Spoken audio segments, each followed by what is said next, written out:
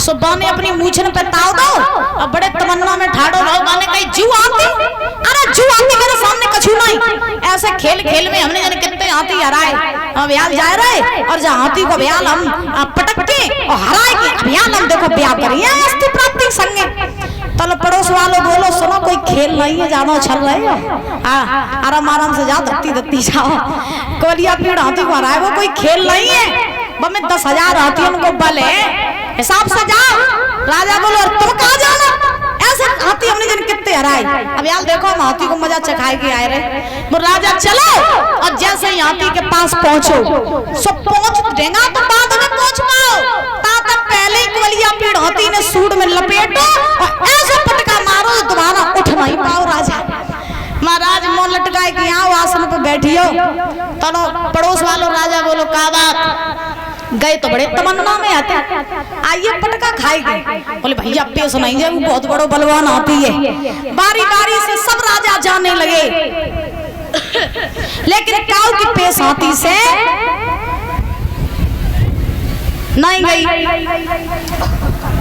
200 रुपए आनंद भैया जी जलई से इनकी तरफ से आए हैं, वकील साहब बहुत बहुत धन्यवाद है। तो आज बारी बारी से सब राजा महाराजा जाने लगे, काऊ की पेश हाथी से नहीं गई। अंत में जब सब हार के बैठ गए, कंस उठा।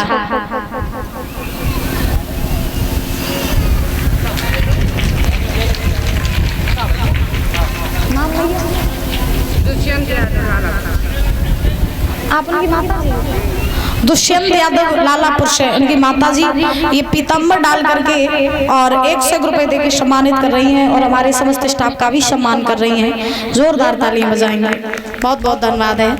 तो आज जब काऊ की पेश हाथी से नहीं गई तो अंत में ये कंस था और कंस ने जा करके कुबलिया पीड़ हाथी से युद्ध किया। युद्ध में उस हाथी को कंस ने हरा दिया। आज जब कंस ने उस हाथी को हराया, अस्थि प्राप्ति ने देखा कि कंस ने हाथी को हरा दिया है तो अस्थि प्राप्ति चली और इन्होंने कंस के गले में माला डाल दी। कंस को महाराज का विवाह अस्थि प्राप्ति के साथ हुआ। कंस जो है उन दोनों को लेकर के मथुरा में आया। जरासंध ने वही कुबलिया पीड़ हाथी कंस को दहेज में दिया। आज कंस आओ मथुरा नगरी में और मथुरा नगरी में आए कि कंस बड़े आनंद से अपना जीवन जीने लगा, अपना वैवाहिक जीवन जीने लगा।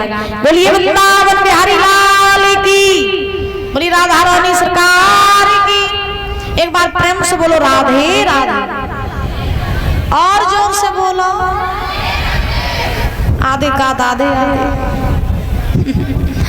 हाँ, आज ध्यान रखना, महाराज सुखदेव जी समझा रहे हैं राजन परीक्षित, कंस का विवाह अस्थि प्राप्ति के साथ हुआ। कंस मथुरा में आकर के रहने लगा।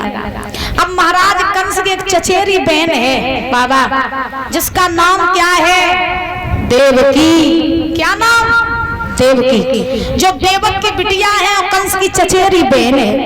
कंस जो है ये देवकी को बड़ा प्रेम करता है, इतना प्रेम करता है कि कंस बिना देवकी के नहीं रहता और देवकी बिना कंस के नहीं रहती। बहन भाई में प्रेम भी बहुत और परीक्षित जी लड़ाइयां भी बहुत।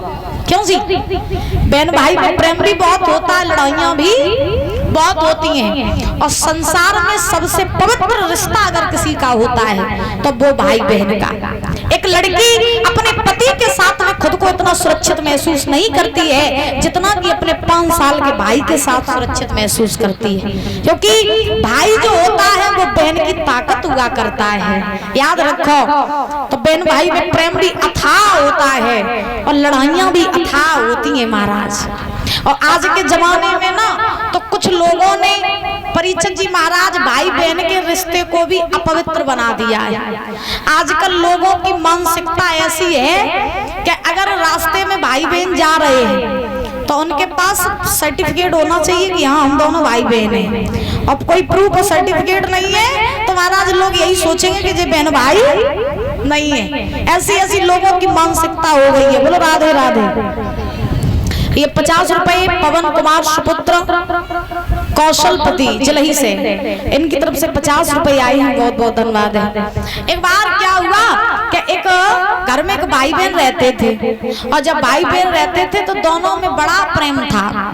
धीरे धीरे वो बहन बड़ी भई तो भैया ने बहन की कर दी शादी, और जब शादी करी तो बहन गई ससुरे, और ससुरे तो लौट के जब आई घरे तो भैया ने पहले तो खूब सम्मान स्वागत करो बाबा अपनी बहन को, और हालचाल पूछे बताए। तो हालचाल पूछते ही पूछत दोनों की लड़ाई होने लगी। और जब बहन भैया दोनों की लड़ाई भई तो लड़ाई कैसी भई, कभी कहते हैं कि भैया